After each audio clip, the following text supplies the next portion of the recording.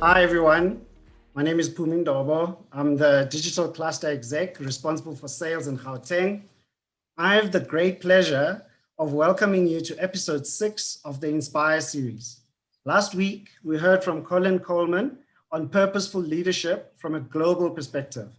If you missed last week's episode, please take a moment to watch the full webinar recording on our website on ioko.tech. Stay tuned as Colin Niles speaks to the CEO of the Unlimited, Andrew Wood. In my view, Andrew is an inspirational visionary. He's a CA by training and also a people's person. Colin will chat to him about using purpose to develop autonomous high-performance teams. You're welcome to post your questions or comments on the chat for our speaker. I'd like to hand over now to Colin Niles of Innovation Catalysts, who'll facilitate the conversation. Colin, thanks. Over to you. Thank you very much. Thank you very much indeed there, Pumi. And Andrew, a very warm welcome indeed. And what I wanted to kick things off by getting a bit of background, because I do want to talk about autonomous high-performing teams. I want to talk about some of these really what to an outsider might come across as being incredibly weird and wacky models that you're running inside the Unlimited. But I think we've got to give a little bit of context first about what the Unlimited is all about, what the history is, where your decision was to actually go and move across into the group. So let's start with that. Could you just explain a little bit about the history of the Unlimited and then bring us up to speed about your kind of offering at the moment? Wonderful. Yeah, thank you, Colin, and a warm afternoon to everybody. I was in Johannesburg a little bit earlier this week, and I couldn't believe how hot it was. Believe it or not, I've come back to Durban to get a bit of cooler weather. Yeah, Colin, so if I go back to 1994, I obviously wasn't with the group then. The Unlimited was founded in 1994, and apologies if there's a little bit of noise in the background. And essentially, the Unlimited started as a distribution business, and the Unlimited's great strength was it had the ability to sell. And the Unlimited has a very unique sales model that equips our people with the ability to sell, and through that we create a number of entrepreneurs. And as the model has evolved and grown over the years, where we really sit today is we've got a business that has an incredible ability to sell and distribute product. That's our one asset. Our other asset is that we have the ability to build product. And that product has a variety. It's both insurance, non-insurance, and other benefits. You know, we got a business that can offer data, airtime, other rewards you can buy. For example, you can buy a Checkers voucher through our rewards program. So what we then able to do is we're able to use our very powerful distribution business, our ability to package product, and we then sell that into the South African market, and we create an annuity book. And that annuity book essentially, the Unlimited services, pays claims, and that annuity book is then used to obviously pay our operating expenses and for our sales. And today we sit with an incredible, and then over and above that, our fourth asset, if you want to call it, is that we today have a strategy to build leadership. And we work very, very hard at building leaders internally and recruiting really strong leaders from outside and building them in our way of leadership. And we've got a philosophy in the business. Let's come on to that leadership. Sorry for interrupting, but let's come on to that leadership piece in a wee bit. I just really want to understand that sales distribution model.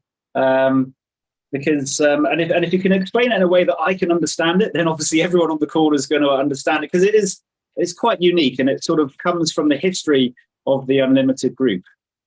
Yeah, so if I start, and I know you may touch on this a little bit later, is we're a purpose-driven business and we depart from values. So I just want to set that context, and our purpose is to shift lives. So that's where the distribution model starts, with the ability to shift individuals' lives.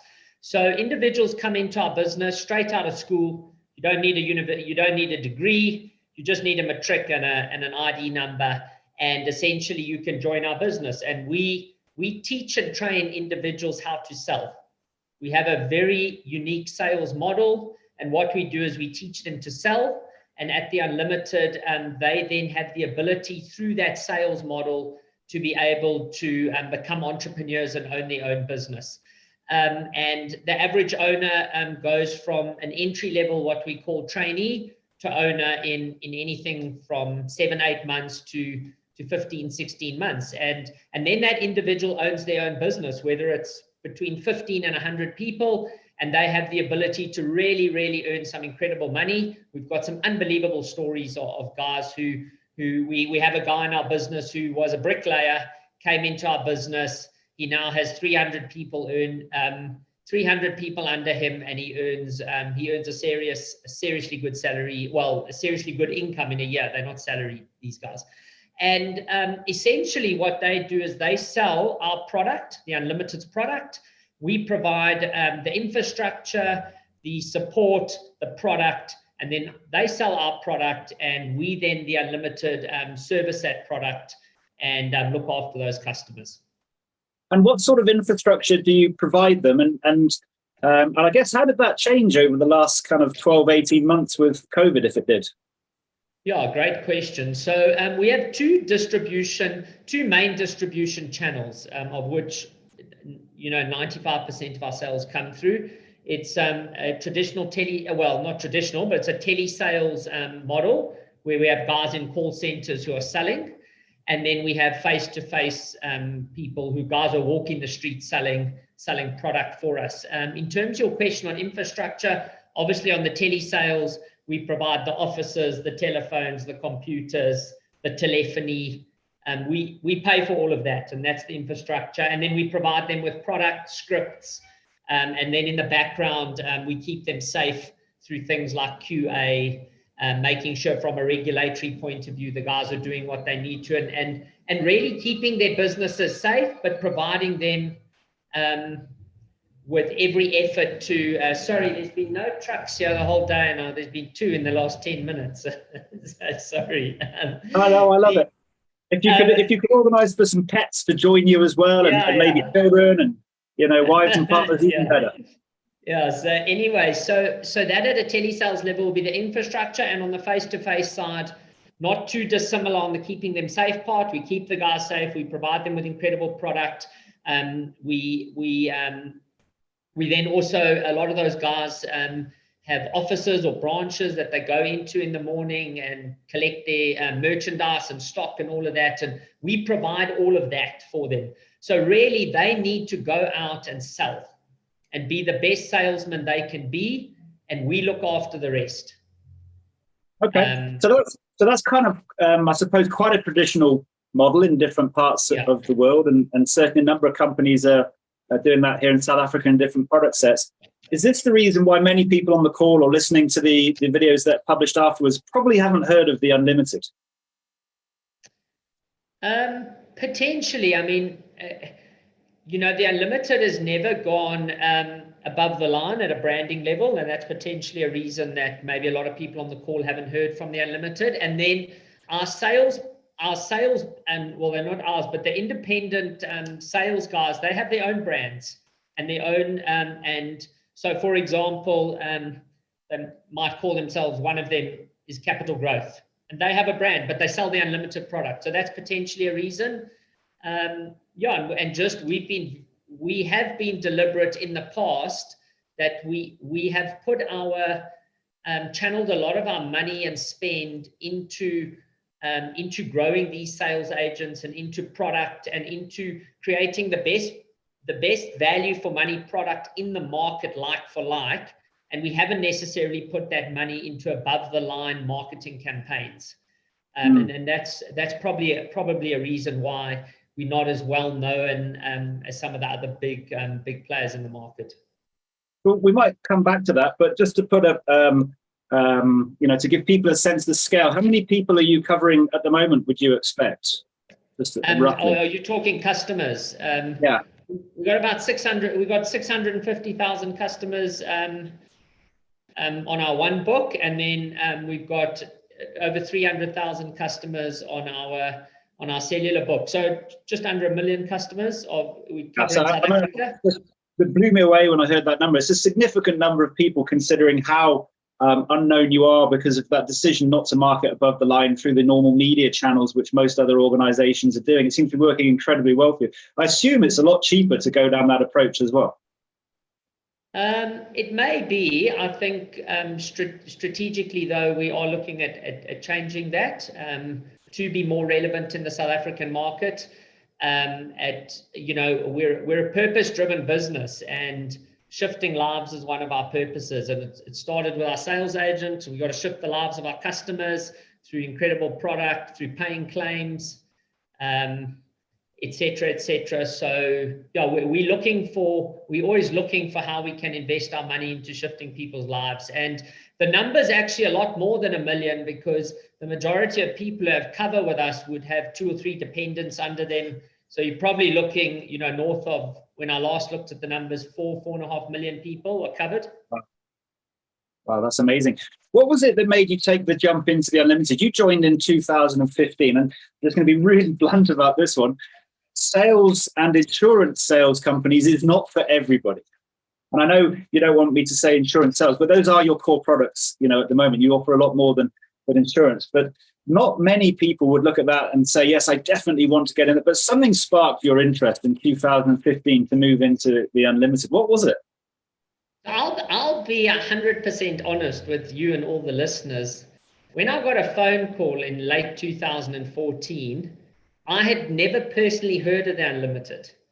And I was on holiday in Umhlanga with my family.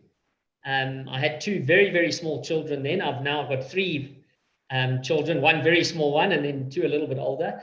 And I said to my wife, let me go chat to these guys and just understand a little bit more. If anything, I use it as a really cool education piece for me. I was in a business that was annuity based, and I was happy. I was doing well. It's a wonderful business. If there's anybody from that business listening, it's really a wonderful business. I came into the business and I met the then CEO. I met the financial director. I met the head of leadership. And in half an hour, the culture, the purpose, the values of the business just blew me away. That I got back to Umhlanga and I said to my wife, hey, do you want to go live in Durban? And 6 weeks later, we had sold our house in Johannesburg. We had bought a house here in Durban, and I was working for the Unlimited. And I often look back and say that was the best decision I've ever made. And it's because the business resonates so deeply with me at a purpose level. We truly make a difference to people's lives at the Unlimited, and it is an incredible, incredible business to work for. And I personally have had some massive personal shifts, both in my own leadership, in my personal life, in some of the things that I've experienced while working at the Unlimited, the way of thinking. So, I've been at the Unlimited over 6 years now, and I wouldn't leave it for anything in the world. So let's dig into this cultural difference then. Okay, we've got to ask you about purpose. I think you've mentioned it quite a few times now. What is Unlimited's purpose, and how strongly centered is the organization around it? Because in all honesty, I find most organizations that come out with their mission and sort of statements and their purpose statements, really it's a marketing piece, and it's not actually living in the DNA of the organization. So what is the Unlimited's purpose, and how strongly centered is it for you as a leadership team? The Unlimited's purpose is, firstly, we call it a massive transformative purpose as opposed to a purpose. And if you've ever read the book Exponential Organizations, we picked it up there. The concept of a massive transformative purpose and the ability to galvanize people and a business behind it, and actually also then create a business that can live for 100+ years if it's purpose driven, as opposed to just living from quarter to quarter. So our massive transformative purpose is to shift lives, and it's to shift lives across the spectrum. It's to shift our customers' lives. It's to shift our people's lives. It's to shift our communities' lives. It's to shift our shareholders' lives. It's just to really make a difference in the world. And the proof is in the pudding. if anybody phoned anybody right now while I'm talking to you and asked somebody in the Unlimited today, what is the purpose of the Unlimited, they would give you the same answer I've given you now. And I can really sit here in all confidence, knowing that every single person at head office, in our customer care business, anybody who closely associates themselves with us, including our sales agents, they would all talk about shifting lives and the difference we make. And so it doesn't have to live on a wall somewhere. If you walk into the building, we don't have it printed up on a massive poster behind the front desk. We don't actually have a reception at head office. You just sort of walk in, and because it is so deeply ingrained in the culture, we talk about it all the time. We live it. Every time we make a decision, we ask ourselves, are we making a decision for money, or are we making a decision for purpose? Obviously, your cup needs to be full financially if you want to make a difference.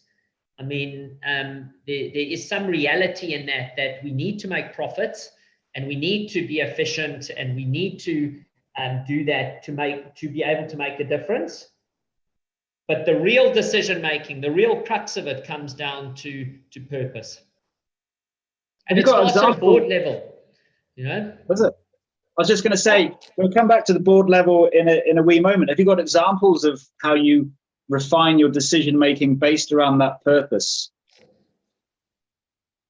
Plenty. I'll give you one example. During the pandemic last year, our sales agents are paid on commission only. When COVID shut down, a lot of other businesses were stopped paying guys who couldn't sell. We paid our guys, and they didn't make a single sale through the pandemic. It's about purpose, about shifting lives, about making a difference. You know, we've got the Unlimited Child, 3,000 creches we look after today. It's purpose driven.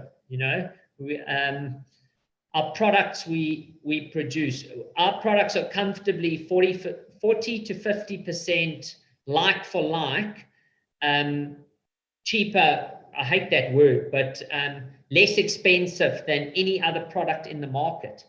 And that's because we deliberately want to give our customers incredible value. And we've got other areas, you know, guys who we've got some instances where individuals can't afford policies. They've been retrenched. They've been on our book for a long time. They've been very loyal customers. We give them a 3-month holiday. You know, so there are lots and lots of instances in the business where it has shown up in the past and continues to show up. The way we design product is I came across, researching this, but I thought it was well worth getting out there, was the role that you played for the frontline workers during the pandemic and offering insurance cover. Can you just talk about that?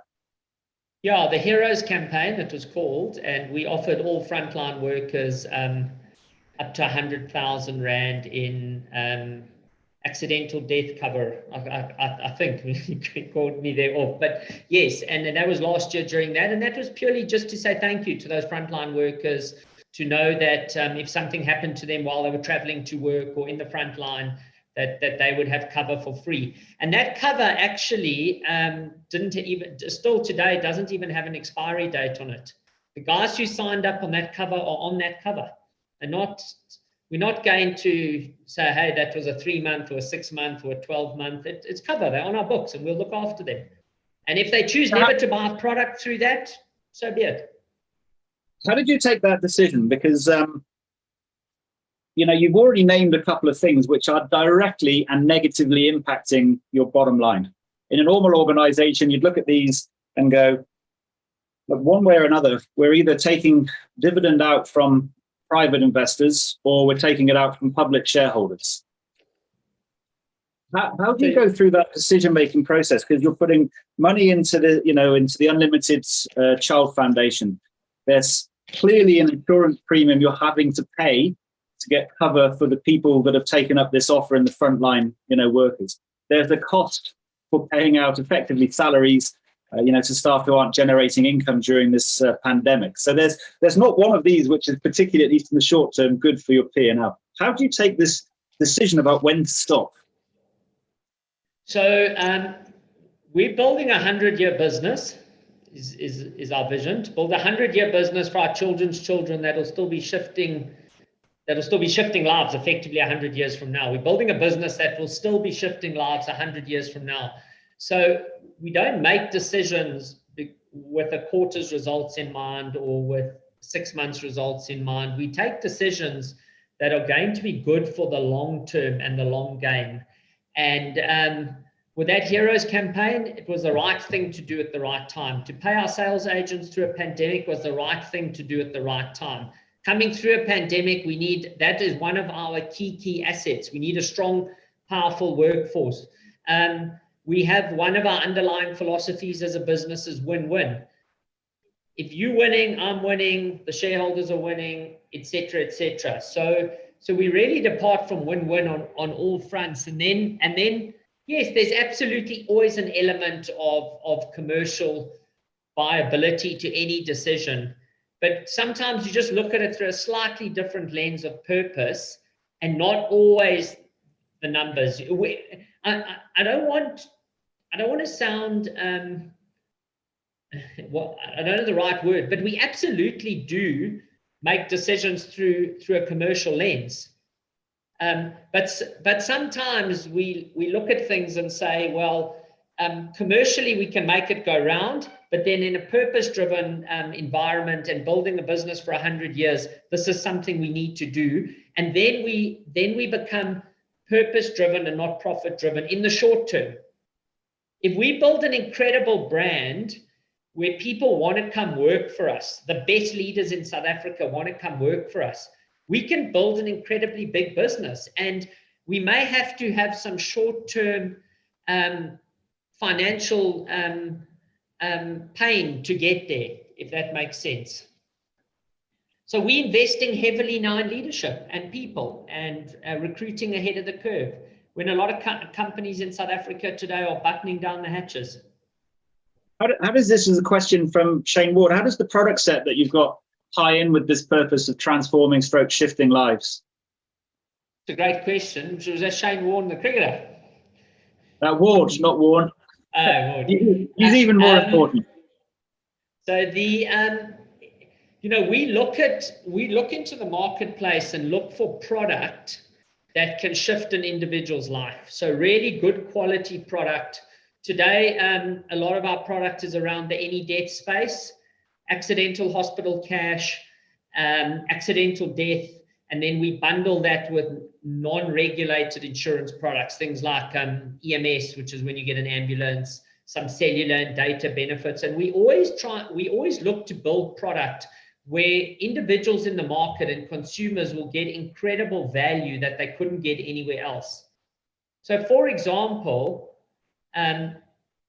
if somebody has a SIM card where they're unlimited today and they're buying off our app, we double up everything. So if you buy 100 Rand worth of airtime, you get 200 Rand. If you buy a gig, I think we're doing, I can't remember, I don't want to quote numbers, but I know every single thing you get double. So you get 1 gig of data, you buy 1 gig, you get another gig for free. So we're always looking at it through the lens of win-win, and how can we provide our customers with the best value for money product out there. We don't always get it right, eh? I must admit that. We've had some issues with claims. Might be an elephant in the room. We've had some issues with claims. We had a whole bunch of customers that we were dealing with a service provider that we weren't getting. We weren't dealing with claims as efficiently as we could have. And every single one of those customers we phoned and we've made right with them. And we're still working through that list to fix. So we don't always get it right.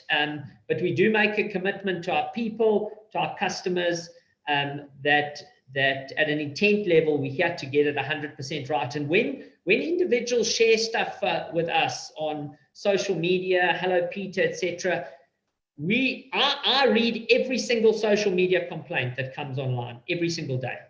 I take half an hour at the end of the day, 45 minutes, and I read every single one because I want to hear what the customers are saying so that we can make a difference and become a better business to South African consumers. So do you find that risky? I mean, I think this will resonate with a lot of people on the call from EOH here. we look back a couple of years and think how transparent Stephen Van Coller was when the issues started to get published in the newspapers, and how they were going to go and deal with it, and creating apps for people to whistleblow and to highlight where fraud and other crimes are being, actually committed. But a lot of people shy away from this kind of naked transparency because they're scared about brand and brand value. How did you sort of, come to that decision to be open like you are now about some of the complaints that are coming through? A lot of people just hide it. So I shared earlier, Colin, that we're a values-based business. We've got 7 values, and I'm just going to list them all. We have the value of love, ownership, discipline, passion, play, restless, and real. And being open and transparent with if you work for the Unlimited and you truly embrace the values, then it's very, very easy to take ownership for your mistakes. It's one of our values, and to be open and transparent and say, guys, we've made a mistake. Sorry, this is how we're going to fix it. And ours is easy. We just come from values. And it's no different to at home with your children or your wife.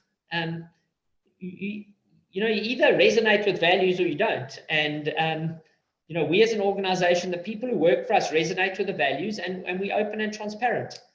And for me, it can't be any other way.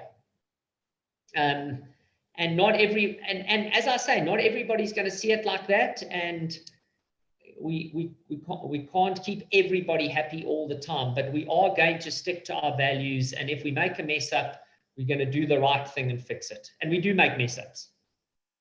How strongly do you stick to your values? I remember I did a post which generated a fair amount of chit chat on the back of it, and I've seen this term used in previous organizations. Well, I'm going to summarize it and just say we've got this no jerks policy, which you can effectively say is we've got a policy where if you don't apply the values, we're not going to keep you in the organization.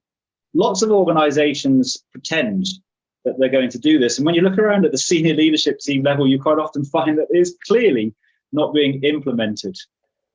Whatever it might be, too much knowledge, experience, history, networks, too much of a, bringing in the revenue for the organization. It takes a really strong leader to actually turn around and remove someone from the organization who's not living to the values.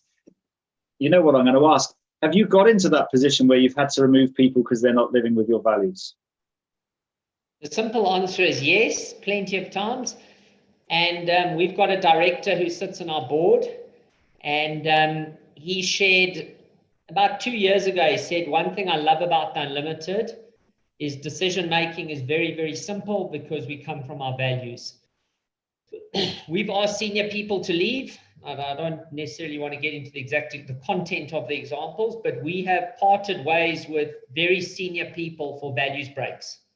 And the quick decisions, 5 minutes. You came in, you behaved in a way that was against our values, and doesn't make you wrong. It's just not a fit for us. And we say thank you very much and part ways. And there is zero compromise in that space, Colin, because as soon as there is compromise, then what's the point of having the values on the wall?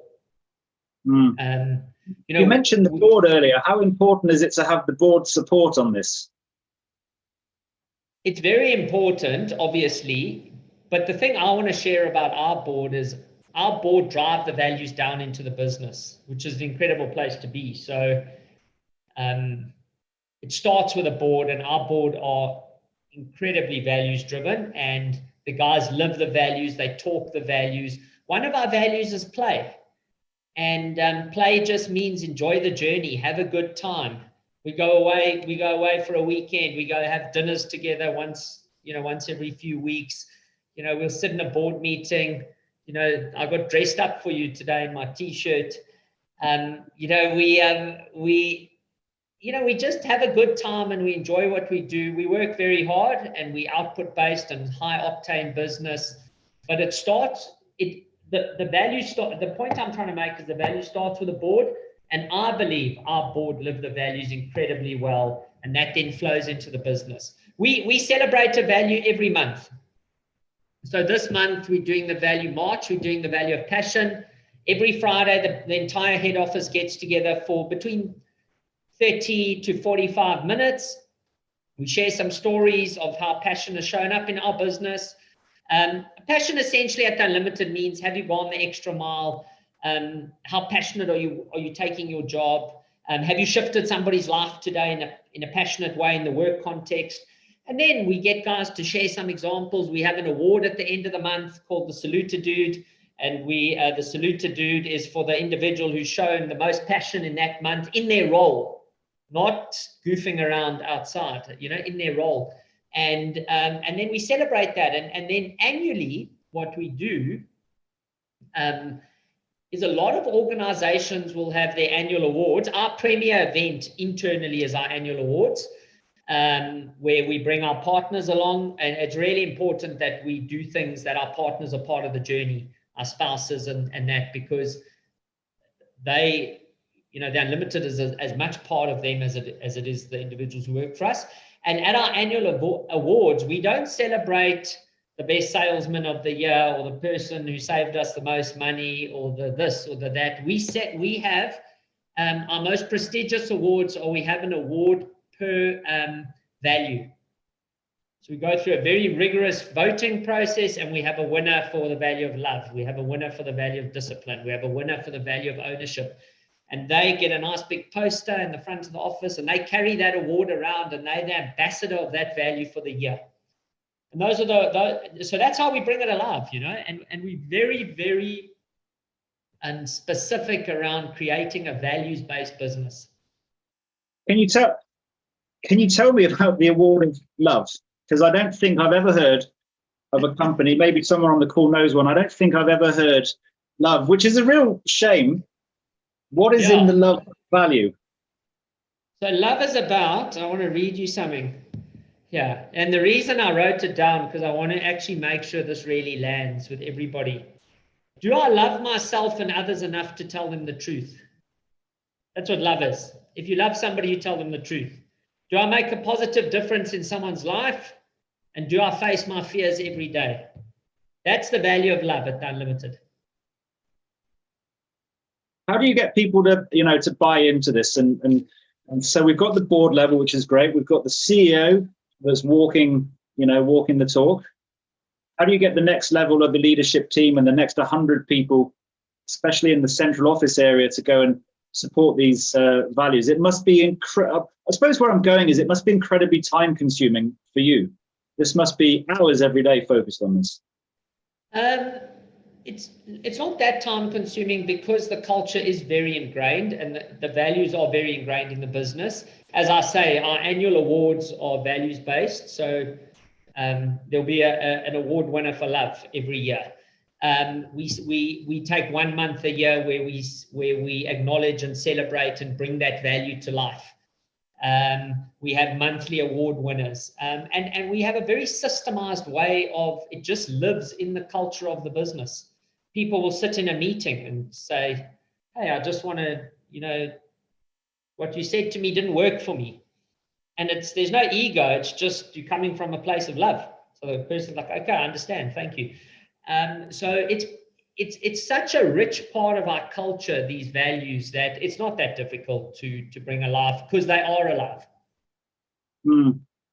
The thing for us that's important is when new people come into the business, new people go on a 3 to 6 month immersion where they don't do anything in the business except learn our way of being, our way of leadership and the business before they actually start their role.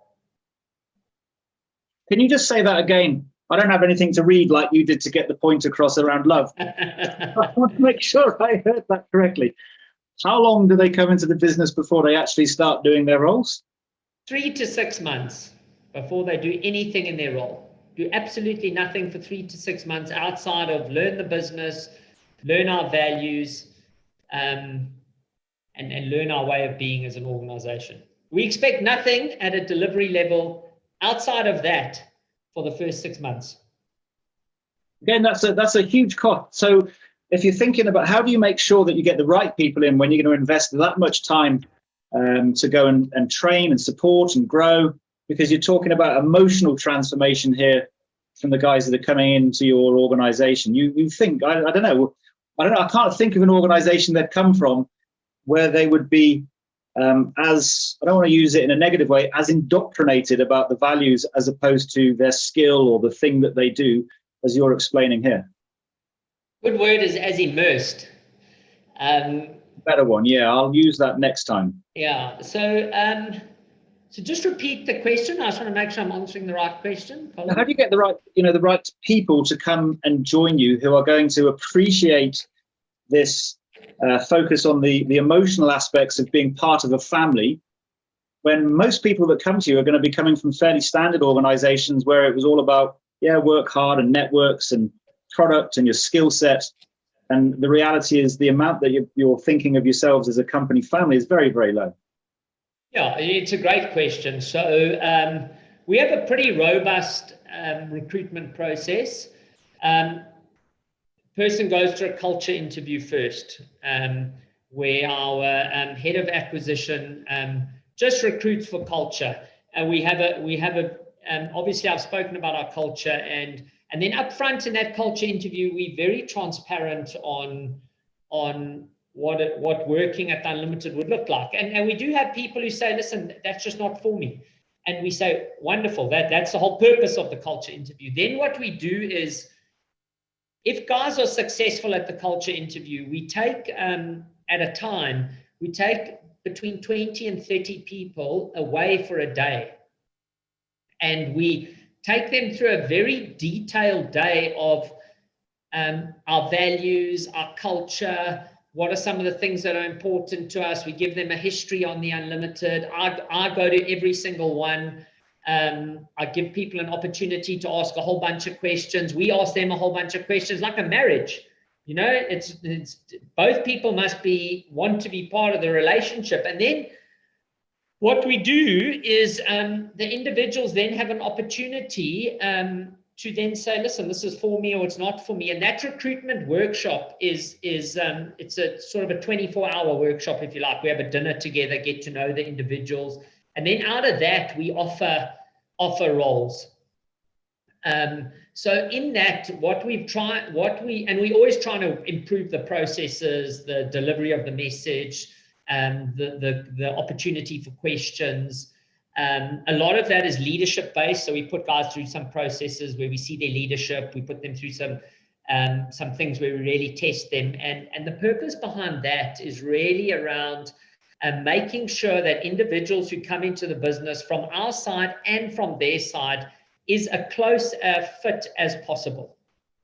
And even then in that, people join the business and say, hey, it's not for me. And then one of two things happen in a business which tells me that the values and the culture is very strong. People are either very successful and they work here a long time, and a lot of our senior people and execs have long tenure in the business, or they don't. It is an amazing organization to work for, where there is no in between. They're successful and been here a long time, or it's a short period and guys don't want to work with us. And we find, because it doesn't make anybody wrong, it's just not a fit. This culture, how does it now translate into the sort of the operating model? We'll start with one example I picked up. You've got this thing where you don't do emails on Wednesdays, for example.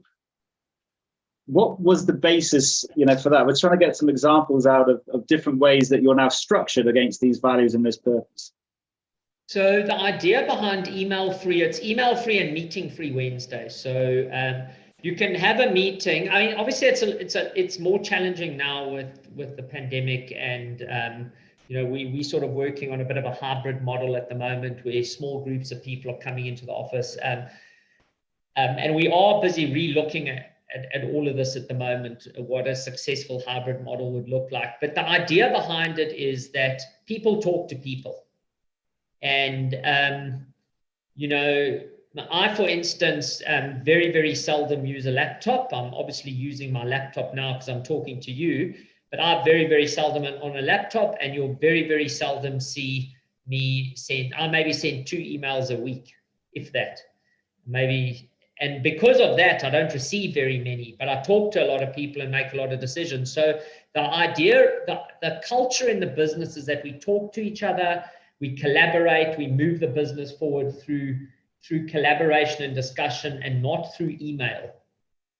In a typical corporate, email is there for one reason and one reason only. Can you guess what it is? Politics. And cover your ass, excuse the language. But that is it. So that is it, and we don't operate in that space.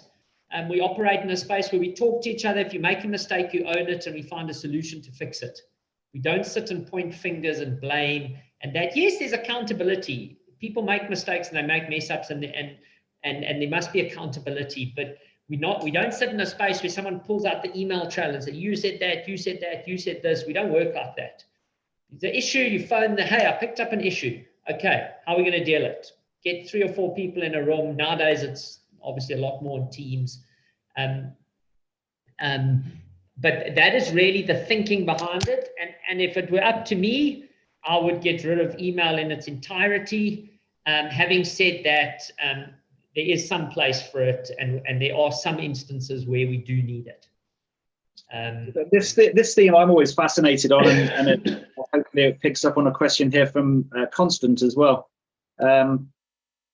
If you don't do emails, how do you keep kind of audit trails and document the discussions and decisions that you've had and how you've actually got to them? Do you keep meeting notes, for example? Yeah, we've set the business up in a way where our executives do meet often, and we also run the business sort of monthly through advisories, and key decisions are absolutely minuted, and spend is minuted, and we track. We have an investment dashboard where we track what we're spending and the return we're getting on it, and so we absolutely do have some governance at that level, but in an agile environment, when we've also empowered people and we've given them a mandate, don't have to record every single decision you make. You record the big decision. Hey, I'm signing off marketing spend of X to go and do the following 20 things. And then the guys must just go do it, and they learn and they make mistakes and they fail forward in that space and they fix it. But don't need a audit trail for every single one of those decisions all day, every day. So let's put a real example around this about the autonomy, which you kind of just mentioned. So I've just joined the organization. I've done my 3-ish months of immersion, a better word, and I've started my role, I don't know, as a bookkeeper. And I come up with this awesome idea, and my idea is I would like to go and offer free insurance to frontline workers, for example, during the pandemic. How do I get that to become a reality? What's your structure for taking and harvesting these ideas and turning them into executable programs and actually doing it? We've got an area in the business we call the command center, which is effectively the spear point of the business excuse me, to drive the strategy. Somebody had an idea like that, phone up someone from the command center, chat to them, get in a room, give you idea, and somebody from the command center will think it's a great idea and run with it or not. And we really work like that in that space. And if it an example like that, I wouldn't expect the bookkeeper in this particular example. I wouldn't expect the bookkeeper to go and deliver and make that happen. We've got people that are responsible for that type of thing. And sorry, someone's just bringing me a glass of water here. Colin, thanks. So we have teams of people or people who would run with those type of projects, and we have an open door policy where somebody could just go and chat to them, and maybe so that the message is not lost, they might pop it on an email, but it's not about an audit trail. We actually do a lot of our communication through Microsoft Teams now, which works incredibly well. Just have a group chat, or you hop on a Teams call for 5 minutes, or the whole purpose of the business. I don't know if I'm articulating myself that well in this particular instance, but the culture of the business is very much people talk to each other. The culture is so ingrained that somebody sitting in finance could pick the phone up to somebody in the product department and say, I have a product idea. And the product person would say, great, let me hear what you have to say. Leave it with me. We'll do some testing and see what comes of it. So that sounds incredibly unstructured, but also incredibly positive in the fact that it is so unstructured. Are you basically saying anyone can pick up the phone and talk to you, or talk to a range of senior guys? They'll be given airtime. They're going to have that conversation. There's a reasonable chance the idea will be at least investigated. 100%, yeah. The simple answer is yes. Anybody can pick the phone up in the business and phone me and any of my executive team about anything, anytime. No, absolutely incredible. Do you think you can take that model into a larger organization? I mean, I think if I remember correctly, it's got about 1,500 full-time employees. Is that right? No, I'm overstating that a bit, aren't I? 100 to 200. We've got about 500 permanent employees, which would include our customer care business. And then we've got over 1,000 sales agents. So do you think you could transplant this model to, say, a larger organization with maybe 10,000 employees or 20,000 employees? I think if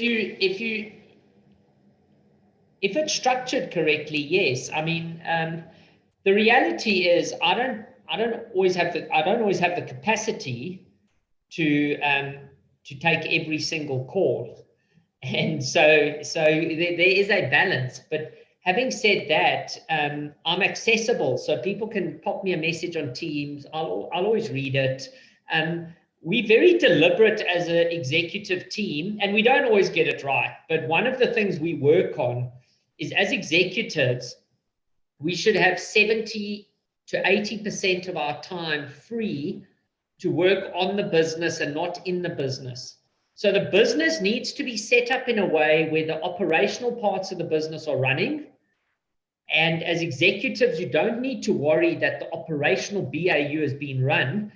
You have the ability to spend your time working on the business. Where is it going strategically? What are some of the structures being looked at? And then when you have that type of working on growing leadership, working with key leaders, working on their leadership, on what's breaking for them, what's working for them, I shouldn't be worried about whether our collections runs next week or not. We have people to do that. So if I pick up something in the marketplace, then and have an idea, I should be able to have the time and capacity to sit and think about that idea and how it can improve the business. That's working on the business. Where do you stand on things like vacation policy? I know everyone will know, I think by now, the Netflix story, where they have a no holiday policy, if you can call a no holiday policy a policy. But basically, staff are able to go and take as much time off as they want, and they're paid and measured in terms of their productivity and contribution to the organization. They're effectively trusted to be sensible. But where do you stand on those types of ideals and ideas? We do have, and it's not, I'll be honest, not across the entire organization, but at a certain level in the business, we give what we call unlimited leave, where individuals have no leave. There's probably, I don't know now, 25, 30 people who have unlimited leave in the business, and we trust them at a leadership level, at a senior level, that they can go and take leave whenever they want, and they will deliver what they need to deliver. So we have that, and it's been running for years, even before my time. Has it ever caused problems? And I suppose if it hasn't, and it's working, and you see people still getting the right work-life balance and productivity, are there plans potentially to go and explore extending it across the rest of the organization? Yeah, they absolutely are plans to. I think one of the things that this pandemic has raised, which I'm actually working on at the moment, is I think people have lost work-life balance with the way of working now, where you're always online, you're always accessible. You don't pack up at whatever 5:05 and say, I'm going home, I'm going to spend time with my children. A lot of people who are working from home are always online. So I'm really looking at ways, working with some guys in my team to look at ways that we can bring some work-life balance back. And that we have to do in the organization. And it's a work in progress. The Unlimited is an incredibly high octane business. So to answer your question, we don't have an issue with people taking too much leave. If anything, we have the opposite. We have to say to guys, hey, go and take a long weekend, or go take a week off, go spend some time with your family. We've implemented now from a Friday 5:30 to a Monday morning at 7 o'clock. No emails. Well, there shouldn't be too many emails, but no communications. No, unless Rome is burning. No work communications. It's family time. And even in the evenings, we really encourage guys by sort of 6:30 to stop sending work messages. You don't always get it right, but I think we're getting better at it. All right, so we've got this family photo. It's going to go through. We've got very purposeful, some very interesting and honest, values. You're always looking for win-win models, open, transparent. I thought really worth stressing about how you stay in touch with your customers. Capitec's another example where their leadership team are encouraged, forced even to spend time actually in branches talking to customers. Some other organizations could learn from that. Taking ownership and allowing people to make mistakes. 3 to 6 month immersion to go and test whether people are actually appropriate for the organization. Culture is the interview first before their technical skills. Only sending 2 emails a week. I wish we had more, because I think there'd be loads more ideas that we could go and share out there. Actually, I wish you just publish them as part of the blogs that you do. So, because I just think they're so awesome, and I know so few are going to copy it. My question, though, on the back of that is, what do you do around experimentation? Because this all sets up a lovely environment to work in, but your future revenue is dependent on experimentation and innovation. That's where your future for the next 100 years. How do you go and actually generate that environment where people are willing to go and run these experiments? One of our values has been restless. And again, if we're values driven, then we don't have a shortage of ideas at Unlimited. From the shareholders to the board to the senior executive, we don't have a shortage of ideas. We have capacity issues. We don't have enough leaders to implement our ideas. So hence the strategy of bring in as many good leaders as we can. We actually do not even have a capacity or limit on it. If somebody is a great leader and they have a good skill set and they're a culture fit, we will hire you at the Unlimited, because we have lots of ideas and we have lots of things we want to do and achieve. So it actually, a slightly different take on your question, Colin, is that we can continue the innovation, the experimentation, the restlessness, but we can only do it through growing leaders and getting more leaders in the pipeline. And that's our strategy to do it. We really, and I mean this, I don't want to sound flippant or come from a place of ego, but we have lots and lots and lots of ideas. We don't struggle to generate ideas, and we don't struggle to go and test them. We have an incredibly agile way of working where we can come up with a product idea. We can we can drive down to Pinetown. We can put 3 agents on the telephone. They can test the product for an hour, and we can say whether we got a product that's going to work or not. And then we can start building a product and scripting it and whatever. So we don't struggle with that. I mean, I haven't been in a little while with the pandemic, but I always go out a few times a year with the sales agents. I go into the field with them. I sell a few policies. I love it. Hard work, but I love it. And so we can do that at an agile level. We have the ability to test all the time these type of things, and we have the infrastructure and the people and that to do it.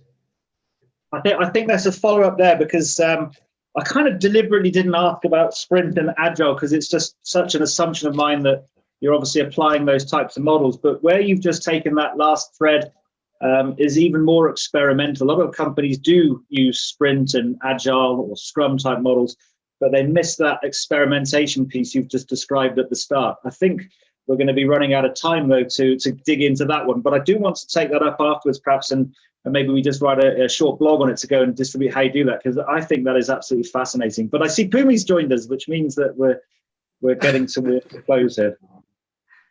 Wow. No, look, it's awesome. So look, I mean, my views are like, you know, it's true. Heroes don't wear capes anymore. I feel, you know, there's so many things that came out of today. I was blown away by how purpose was linked to vision, and it flowed so smoothly, so effortlessly. You know, you're shifting lives in 100 years. That's the vision, and the purpose being linked to the vision. And also, this was behind the Heroes campaign. You know, there was a values-based decision again. The bricklayer with 300 people under him. You know, it demonstrated the power of a purpose-driven sales and distribution model that promoted autonomous high-performance teams. I mean, that's a very powerful demonstration of how you can do that. The restless real values, leading to openness, transparency, and being an ideas-driven engine. You know, it was such a jam-packed session of wonderful life lessons. So I'm so grateful to you, Andrew. Thank you so much. You can give us your last parting comments, but I mean, it's so difficult when you said so much that is so useful to wrap it up in a closing paragraph, final paragraph. Thanks, Pumi. I mean, to you and Colin and the team, I mean, thank you very much for having me. It's just, I just want to share with everyone, you know, I've shared that at Unlimited, you know, we always looking for strong leaders, but you spend 80-90% of your life at work. You might as well work for an organization or be part of an organization that aligns to you at a purpose level. And Unlimited, for me and the people at Unlimited, I can speak openly when I say that every single person who works here deeply aligns to its values and its purpose. And therefore, it's not a job. It's part of our lives. It's part of our DNA. It's what we do on a daily basis. So, and then it's easy. Then it's not, hey, how do I grow my CV? I tore my CV up years ago. I don't even know where it is. Yeah. Colin, yeah, thank you so much to you as well, Colin. I really appreciate it. Thanks, Andrew, once more. I'd like to also send a shout out to our customers, Buffalo Cold, Demos, Saint Gobain, Love Life, SABC, SBV, Cecil, but to name a few. Please join us next week. We're going to be talking to David Katz, founder and CEO of the Plastic Bank. We're going to be talking about the impact of purpose, circular economies, and wider possibilities that the Plastic Bank is demonstrating. So please, could you sign up? Again, Andrew Wood, thank you very much. Thank you, Colin. Thank you so much.